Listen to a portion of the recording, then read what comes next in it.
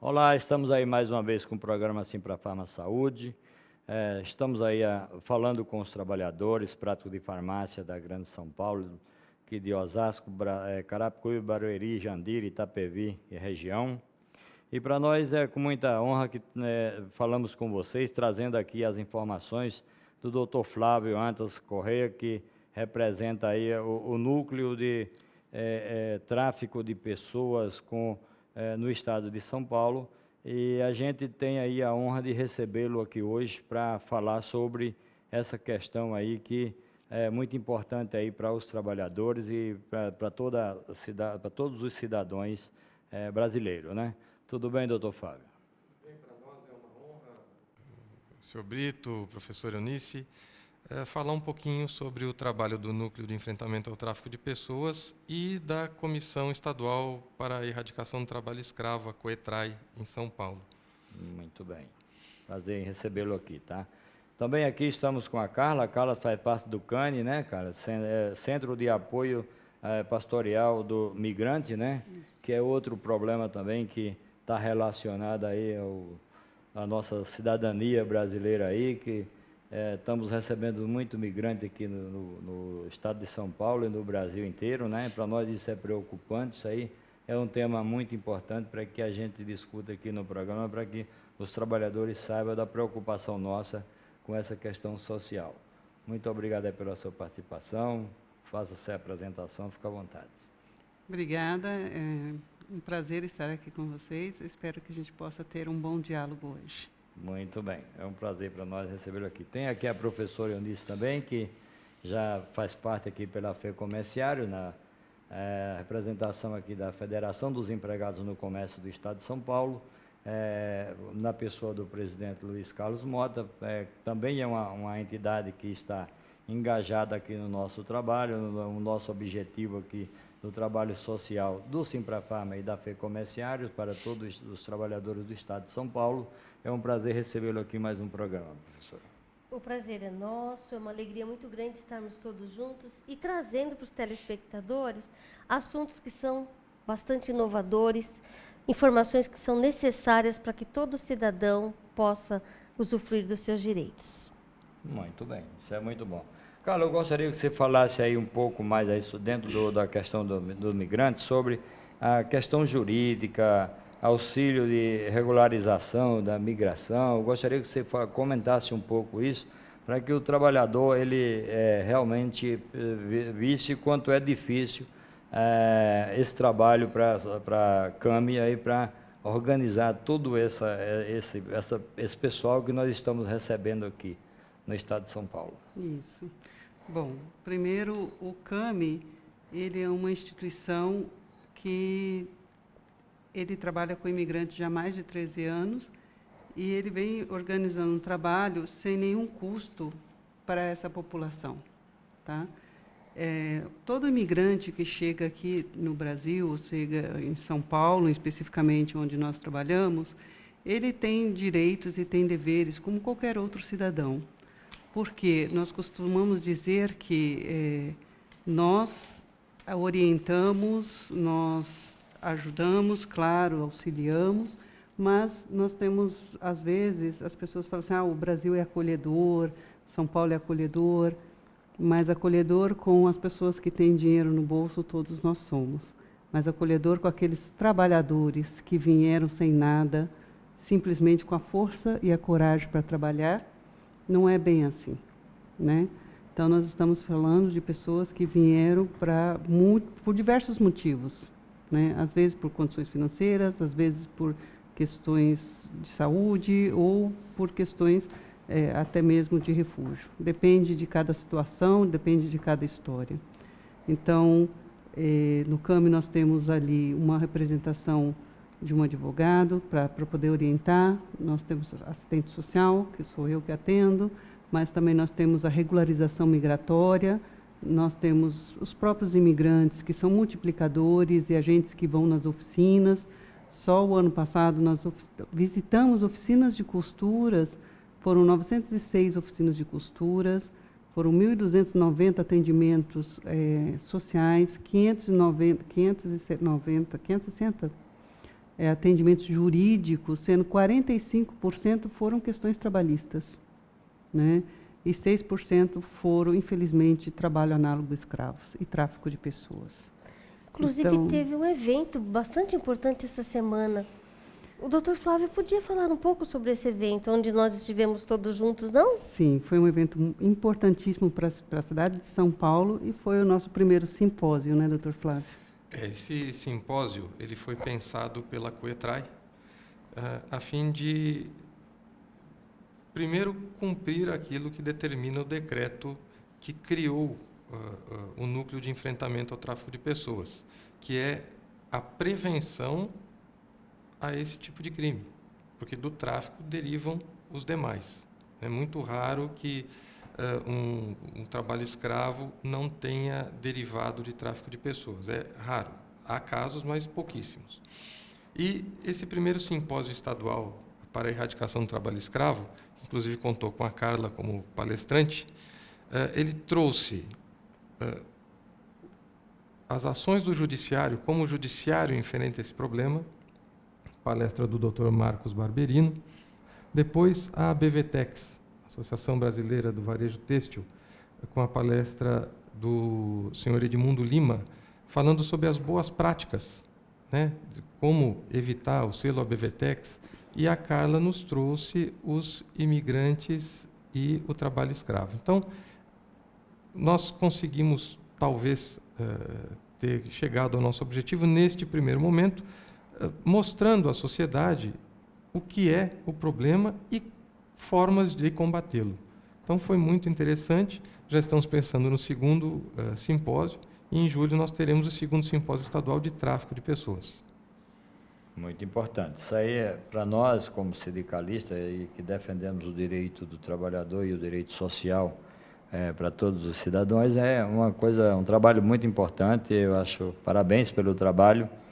A preocupação da sociedade em geral, né? E isso é muito bom contar com essas entidades que realmente estão voltadas aí ao interesse comum da população, né?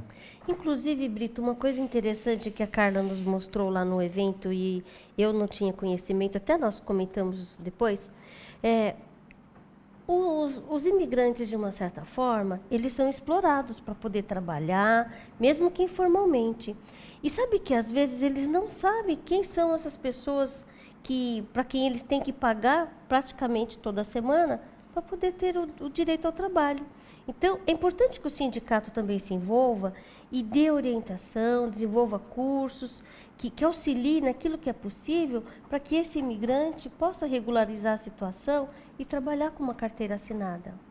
Exato. Com certeza, abrindo o campo de trabalho e não deixa de ser um trabalhador brasileiro, porque na hora que passa a legalizar a situação como da nossa nacionalidade e vem para o nosso contexto do direito do trabalho, o sindicato também tem o compromisso de estar defendendo os interesses ali daquela população, né? Muito importante, né? Então, infelizmente, ainda os migrantes, quando não são regulares, a gente fala regular, eles podem, sim, retirar, principalmente quem está dentro do Mercosul, eles podem se regularizar, e aqueles que também não estão regularizados, pode procurar uma forma de se regularizar. Cada caso é um caso, é de ser estudado, mas aqueles que já têm carteira de trabalho, tudo, eles precisam conhecer os seus direitos, né? Então, para que não saiam porque o trabalho escravo, ele não termina ali quando acaba a fiscalização. Ele pode cair em outras redes, como a professora estava lá, e viu que a gente falou, tem pessoas que usam pseudônimo de segurança, ou até o próprio nome de sindicatos, e é mentira isso, cobrando a mais daquelas pessoas, né? E porque eles não conhecem os seus direitos, né? Então, as formas de combater é a prevenção. Como que nós fazemos essas prevenções? Colocando os seus direitos do trabalhador, né? O CAMI, ele lançou para o trabalhador imigrante uma forma mais fácil, que é tendo um guia de bolso, né? Nesse guia de bolso, ele tem todas as informações prévias, mais sucintas, para que eles não sejam explorados e não sejam enganados. A gente dedica o mês de maio né? Esse mês de fevereiro a gente fala sobre o trabalho escravo, porque eles falam, mas eu não sou escravo.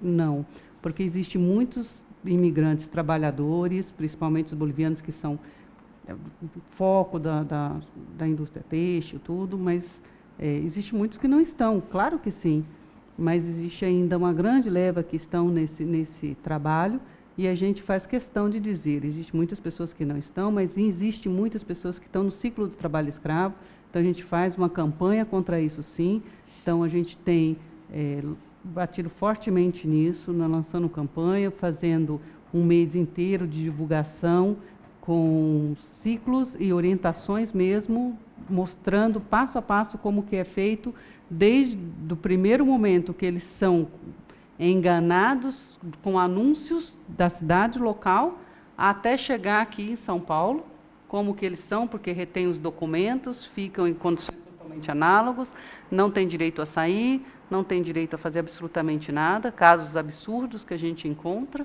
e depois vão, às vezes, ficar morando na rua, como teve casos de um rapaz que chegou a morar na rua. Então, para evitar isso, a gente tem trabalhos específicos, né? No 1º de maio, a gente dedica o mês inteiro, inclusive, graças a Deus, com a ajuda de parcerias, até do Estado também ajuda bastante, e com juízes, que no final do mês ajuda a gente a tirar dúvidas dos próprios imigrantes. Então, é um trabalho em parceria, em conjunto, porque sozinho nós não somos ninguém, né? Então, eu acho que é extremamente importante as pessoas saberem que existe sim uma exploração e uma coisa vai levando a outra. A pessoa sai do trabalho escravo e começa a ser explorado por uma outra cadeia. Com certeza, né? E o doutor Flávio ainda tem, dentro do contexto ainda da articulação estrutural sobre o Estado na referência do atendimento a essas questões das vítimas do tráfico, né, doutor? Também é uma preocupação essa questão do tráfico de pessoas para a doação de órgãos, né? Esse assunto ele é muito delicado. Então, quando nós tratamos sobre ele, eu particularmente eu gosto de tratar de uma forma um pouco mais leve, porque senão, né, nós vamos começar a pensar demais nisso. O tráfico de pessoas para tráfico de órgãos, ele é uma situação ímpar, porque há o tráfico interno, né, e há aquele que eles chamam de turismo para transplante. Então a pessoa sai do seu local de origem e viaja, né? Viagens às vezes internacionais, às vezes viagens nacionais. O grande problema é que isso prejudica o receptor, que a gente tem que lembrar também que uma pessoa, para chegar neste ponto, precisa estar extremamente desesperada. Então, psicologicamente, o receptor está vulnerável. E aquela pessoa cooptada para vender o seu órgão, enquanto viva, né? Óbvio que existe o transplante das pessoas mortas, mas aí doações normais. Então, ela vai ser cooptada. Vão oferecer para ela um valor, muitas vezes irrisório, comparado ao que o traficante receberá. Então, ela vai, também não se sabe, os exames não são fidedignos, né? Então, o receptor ele pode ter sérios problemas. E, psicologicamente, essa pessoa que vendeu o seu órgão, ela terá problemas sérios, porque ela não voltará a trabalhar como naturalmente deveria, ela poderá começar a não se aceitar, então terá problemas terríveis.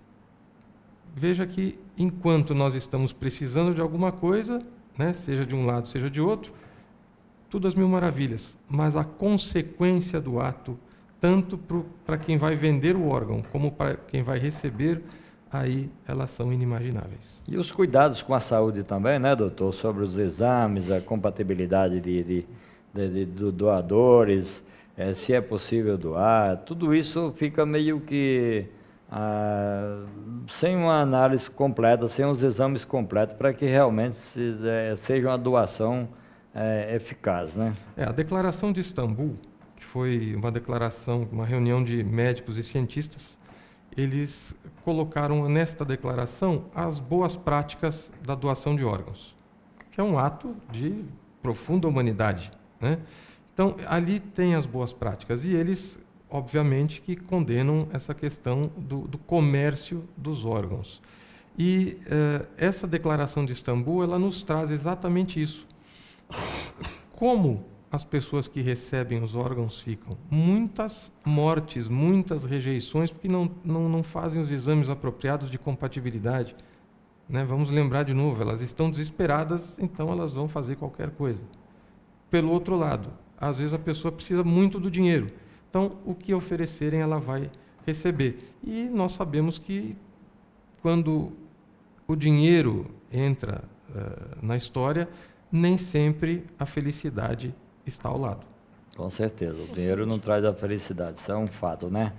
Bom, nós vamos aqui para um pequeno intervalo, que eu vou chamar um videozinho aqui da federação.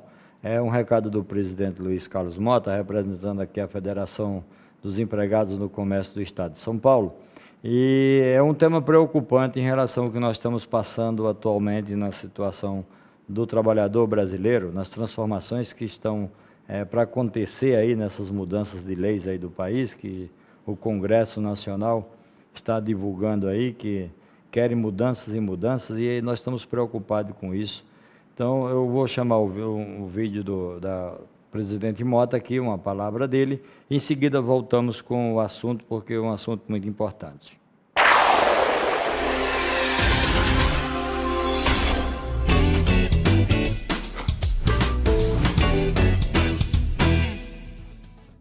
O Movimento Sindical Comerciário Paulista inicia 2017 enfrentando um brutal processo regressivo contra os direitos trabalhistas e previdenciários.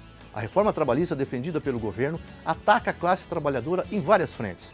O mesmo se vê na reforma previdenciária. E nesse contexto de ataque contra os trabalhadores, que o seu sindicato renova suas estratégias para evitar que você fique sem proteção sindical e trabalhista. Venha com a gente! A sua participação no sindicato fortalece ainda mais o nosso poder de luta. Juntos, vamos assegurar a dignidade dos comerciários que, com a perda dos seus empregos, já estão pagando caro por uma crise que não foi criada por nós. Pois é, vocês acabaram de assistir aí um vídeo aí, a palavra do presidente, da nossa preocupação hoje com a situação atual que está tramitando no Congresso Nacional. Estamos muito preocupados com isso, e dentro desse contexto, volta aí a questão de todo o contexto social, que é o trabalhador que fica doente porque doou, porque foi forçado, é o migrante que chega no país também não tem uma condição de uma estrutura adequada para recebê-lo, para dar emprego, para ter uma dignidade que ele buscou lá no país dele, que ele imaginou ter aqui no nosso país. Então, isso nos deixa preocupado, e por isso esse vídeo aí, para mostrar a nossa preocupação em relação à situação atual do nosso direito do trabalho que está tramitando no nosso Congresso Nacional hoje, né? Mas voltando ao assunto, doutor, gostaria que você ainda continuasse ainda falando um pouco sobre a questão da saúde dessas pessoas, como você explicou muito bem. É um perigo essa questão do tráfico de órgão. Qualquer cidadão pode hoje estar condicionado a uma situação dessa, por uma razão qualquer, dopado, ou Boa Noite Cinderela, ou qualquer uma situação. Você acha que... Quais os casos que você tem conhecimento que preocupa a sociedade hoje, doutor? O que nos chega, geralmente, são realmente os turismos para transplante, né? Eles viajam, é muito difícil que alguém possa ser sequestrado para que, não digo que seja impossível, mas é difícil, porque a pessoa precisa do exame, precisa de uma série de algumas, como eu vou dizer, precisam de alguns cuidados ser tomados. Então, é muito difícil. A gente está com algumas lendas urbanas aí, estão sequestrando crianças para transplante de órgãos. Não, isso foi um boato no final do ano, que até é muito infeliz. Sim, bastante. A pessoa ela precisa saber o que ela está fazendo. A grande questão é que o aliciador ele vai mostrar assim para aquele que vai comercializar o seu órgão um mundo, olha, você vai receber isso, é tudo certo. E, por outro lado, o receptor, o desespero pela vida, ele vai fazer qualquer coisa. A grande questão, e aí voltamos à Declaração de Istambul, utilize os serviços de saúde comuns, entre na fila dos transplantes, porque isso é o que deve ser feito. O risco de vida, a pessoa está desesperada, mas os riscos são bem menores, porque há os exames de compatibilidade, os órgãos não vêm de qualquer lugar, isso tem uma fila, tem uma lista. Quer dizer, utilize os serviços que a população precisa, utilize os serviços oferecidos para a população, os legais. Não utilize comércio de órgãos. Não aceite, porque as consequências são desastrosas, tanto para quem recebe, repito, quanto para quem doa. Nesse caso, não é nem doador, para quem vende. Com certeza. Aproveitando, inclusive, esse assunto, Carla, é comum vocês receberem pessoas, imigrantes com muitos problemas de saúde, de repente até necessidade de um transplante de órgãos? Infelizmente, sim. E o que o Brasil tem feito para dar alguma assistência para essas pessoas? Então, na área da saúde, nós tivemos, principalmente o ano passado, no município de São Paulo, nós tivemos um grande avanço, tivemos um passo muito grande, tivemos trabalhos grandes em referência à saúde. Tivemos políticas públicas, eu acho que uma das mais avançadas, inclusive, no território nacional, falando em política mesmo, que foram feitas sensibilizações, rodas de conversas, atendimento mesmo, como atender, porque as culturas são diferentes. Por exemplo, uma muçulmana jamais vai atender, passar com um médico homem, por exemplo. Sim. Né? Algumas culturas só tomavam ervas, chega aqui, tem que passar no médico, já está com uma doença um pouco mais avançada. E aí nós temos um problema, por exemplo, se a gente tiver uma doença que seja mais grave, ela tem que estar documentada, porque não é que eles não atendem, eles atendem. Só, claro, o SUS, podem reclamar, mas o SUS, ele é um dos melhores, eu acho que é universal isso, porque é aqui no Brasil, né? Porque ele atende. Primeiro atende, depois pergunta. Mas quando é um caso que é um tratamento crônico, de uma doença crônica, a pessoa precisa estar documentada. Por quê? Se ele vai fazer uma cirurgia, precisa de um remédio, alguma coisa assim mais específica, como que eu vou provar que é para aquela pessoa? Então, é óbvio que ele precisa estar documentado. Mas os primeiros atendimentos, ele vai acontecer. Mas depois ele precisa estar documentado. Então, a gente tem aí um gargalo quando chega nesse ponto, porque se é uma doença crônica, né, ou um transplante, alguma coisa, ele precisa dos documentos. Caso contrário, nós tivemos um avanço, até em sensibilização ao atendimento ao imigrante. Nós temos aí material que, inclusive, está para chegar essa semana, cartilha com várias línguas, acho que são 6 línguas, do mandarim ao inglês. Nossa, que né, bom. francês, inglês, espanhol, crioulo e faltou uma língua. Que vai ser distribuído para a população. Tivemos vídeos que ficaram passando nas UBS, nos AMAs, nos hospitais municipais, para conhecer um pouco dessa população que estava chegando. Mas ainda, infelizmente, por exemplo, hoje mesmo, antes de vir para o programa, recebi um caso de uma cidade que, inclusive, vocês também estão, que Barueri, nós estamos tendo dificuldade para atendimento dos imigrantes que estão ainda sem documentos. Não podem, estão se negando a fazer os atendimentos de saúde dos imigrantes. Então, isso é um lugar que a gente precisa ter uma sensibilização com ações fortes, que nem nós tivemos em São Paulo. Né? Então, ainda, infelizmente, estamos com esse problema, porque a gente tem, claro, São Paulo é uma coisa, mas aí nós temos todos em volta e ainda um território nacional também para a gente debater isso, porque a migração não vai parar de acontecer. Né?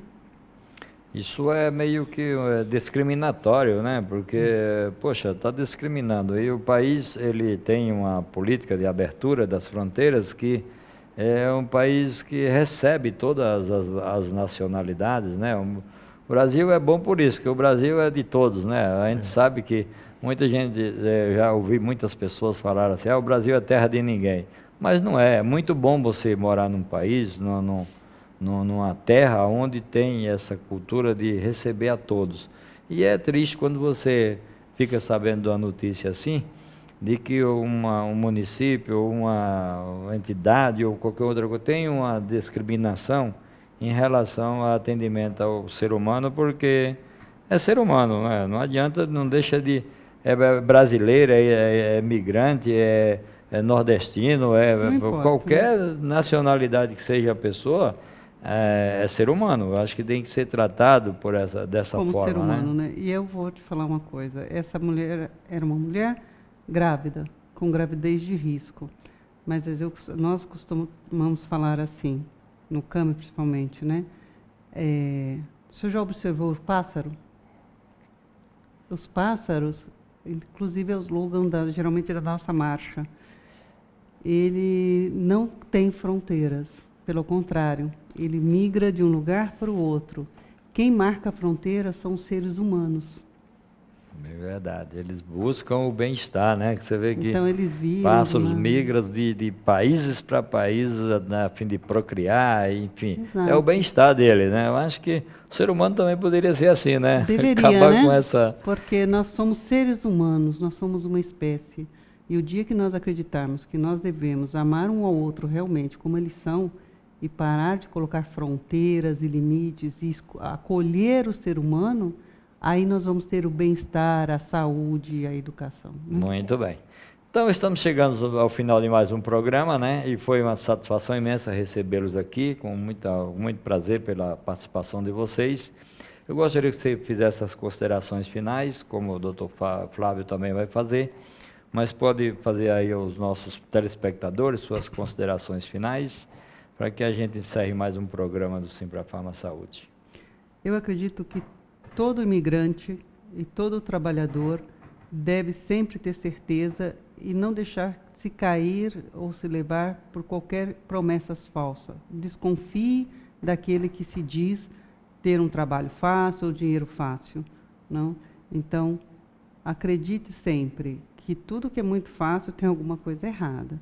Então, procure os lugares orientações, os lugares que sempre tem pessoas que vão orientar de forma correta.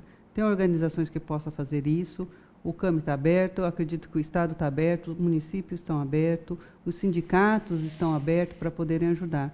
Procure esses órgãos que, com certeza, vocês terão muito mais êxito no seu país que você escolheu. Deixe os contatos aí, por favor, que aí ajuda para eles. Pode falar os contatos. O CAMI, o telefone é 11-3333-0847.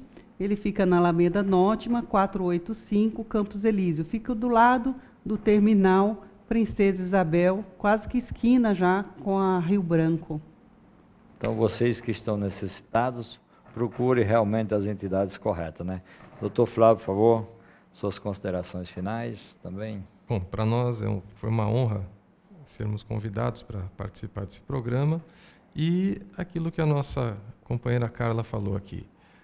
Duvide das propostas fáceis. Se está com problema de saúde necessitando de um transplante, procure os serviços de saúde da sua cidade. Se você está com algum problema, que recebeu uma proposta de venda de órgãos, nos procure a polícia ou telefone para a Secretaria da Justiça e da Defesa da Cidadania, telefone 3241-4291, ou denuncie pelo e-mail netpsp@justica.sp.gov.br. Todos os casos são tratados de forma confidencial. Então tá bom. Muito obrigado aí pela participação de vocês. Um abraço a todos os trabalhadores práticos de farmácia de São Paulo. E estamos à disposição. Procure o sindicato, como foi falado no programa, que estamos à inteira disposição para orientá-los e atendê-los da melhor forma possível. Um abraço a todos.